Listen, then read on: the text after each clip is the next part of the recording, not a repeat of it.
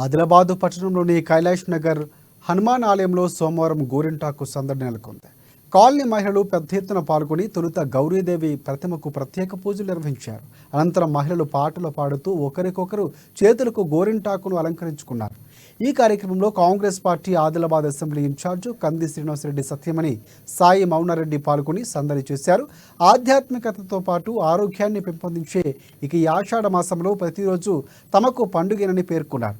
ప్రకృతి సహజసిద్ధంగా లభించే ఈ గోరింటాకులో ఎన్నో ఔషధ గుణాలు ఉన్నాయని తెలిపారు.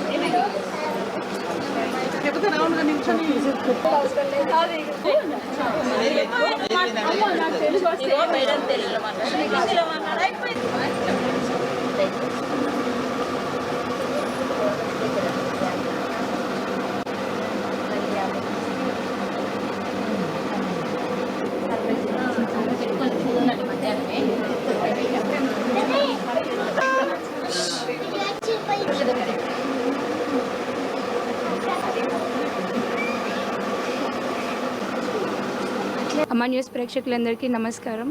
కాలనీ వాసులందరం కలిసి ఇప్పుడు ఆషాఢ మాసం అని చెప్పేసి మహిళలందరం ఇక్కడ ఆకుని తెంపి మేమే స్వయంగా వీటిని దంచి చేసుకోవడం అనేది మాకు చాలా సంతోషంగా ఉంది.